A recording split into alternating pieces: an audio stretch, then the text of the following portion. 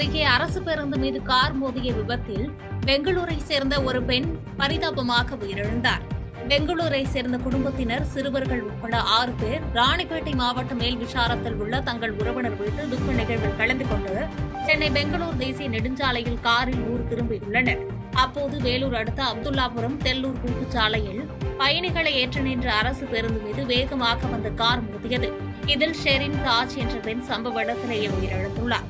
மேலும் சிறுவர்கள் உட்பட 5 பேர் காயமடைந்த நிலையில் தகவல் அறிந்து வந்த போலீசார் அவர்களை மீட்டு சிகிச்சைக்காக மருத்துவமனைக்கு அனுப்பி வைத்தனர். இதனையடுத்து உயிரிழந்தவரின் உடலை மீட்டு பிரேத பரிசோதனைக்காக அரசு மருத்துவமனைக்கு அனுப்பி வைத்து போலீசார் விசாரணை மேற்கொண்டு வருகின்றனர். மதுரை அண்ணாநகர் பகுதியில் கையில் கத்தியுடன் சுற்றித் திரிந்த ஸ்லோவாக்கியா நாட்டை சேர்ந்த நபரை போலீசார் மடக்கி பிடித்து விசாரணை நடத்தி வருகின்றனர்.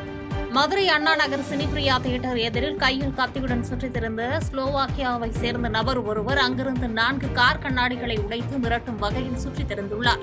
இதனை பார்த்த பொதுமக்கள் காவல்துறையினருக்கு அளித்த தகவலை அடுத்து விரைந்து சென்ற காவல்துறையினர் அந்த நபரை மீட்டு ஆம்புலன்ஸ் மூலமாக அழைத்து சென்றனர். இதில் முதற்கட்ட விசாரணையில் மனநலம் பாதிக்கப்பட்டவரா அல்லது போதைப் பழக்கத்திற்கு அடிமையானவரா என்ற அடிப்படையில் காவல்துறையினர் விசாரணை நடத்தி வருகின்றனர்.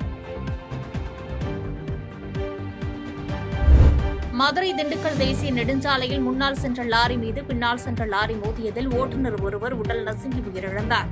தருமபுரி மாவட்டம் பாலக்கோடு பகுதியைச் சேர்ந்த லாரி ஓட்டுநர்கள் ராமமூர்த்தி மற்றும் முரளி ஆகிய இருவரும் ஒசூரிலிருந்து சிவகாசிக்கு ஒரே நிறுவனத்தைச் சேர்ந்த மற்றொரு கம்பெனிக்கு ஈயக்கட்டிகளை 2 லாரிகளில் ஏற்றிக்கொண்டு வந்துள்ளனர். அப்போது வாடிப்பட்டி அருகே வந்தபோது மதுரை 4 வழிச்சாலையில் ஹோட்டல் முன்பாக நின்று கொண்டிருந்த கார் மீது மோதாமல் இருக்க லாரியை ஓட்டுநர் முரளி திடீரென்று பிரேக் அடித்துள்ளார். அப்போது ராமமூர்த்தி ஓட்டி வந்த லாரியானது முன்னால் முரளி ஓட்டி சென்ற லாரி மீது மோதியது. இதில் ராமமூர்த்தி சம்பவ இடத்திலேயே உயிரிழந்தார். பின்னர் தகவல் அறிந்து வந்த போலீசார் ராமமூர்த்தி உடலை மீட்டு பிரேத பரிசோதனைக்கு மருத்துவமனைக்கு அனுப்பி வைத்து விசாரணை நடத்தி வருகின்றனர்.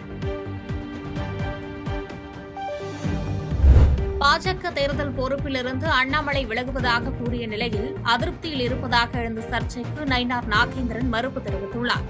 சென்னையில் தமிழக பாரதிய ஜனதா கட்சியின் மாநில தலைவர் நயினார் நாகேந்திரன் செய்தியாளர்களை சந்தித்து பேட்டியளித்தார். அப்போது தேர்தல் பொறுப்பிலிருந்து அண்ணாமலை விலகுவதாக குறித்த கேள்விக்கு பதிலளித்த அவர், அண்ணாமலை அதிருப்தியில் இல்லை எனவும் மருத்துவமனையிலிருந்து அவரது தந்தையை கவனிப்பதற்காக விலகி இருக்கிறார் என விளக்கமளித்தார்.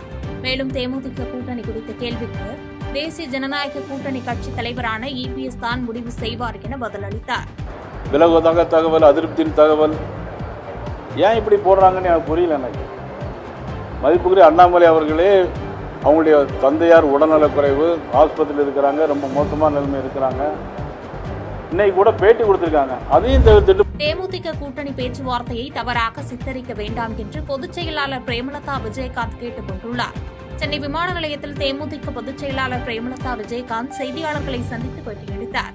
அப்போது பேசிய அவர், குறிப்பிட்ட தனியார் தொலைக்காட்சியில் தேசிய திராவிட முற்போக்கு கழகத்தை பற்றி பொய்யான தகவல்களை செய்தியாக வெளியிடுவதாகவும் தவறான செய்திகளை போட வேண்டாம் என்று கேட்டுக் கொண்டார். மேலும் பட்ஜெட் குறித்த கேள்விக்கு பதிலளித்த அவர், யானை பசிக்கு சோளப்பொரி என்பது ஏமாற்றம் என விளக்கமளித்து பேசினார். நேரத்தை நான் அறிக்கை கொடுத்துட்டேங்க, தெளிவான ஒரு அறிக்கை கொடுத்திருக்கேன். அதாவது யானை பசிக்கு சோளப்பொரி அப்படின்னு நான் சொல்லியிருக்கேன். ஏன் அப்படின்னா நிறைய நல்ல ஸ்கீம்ஸ் கொடுத்துருக்காங்க.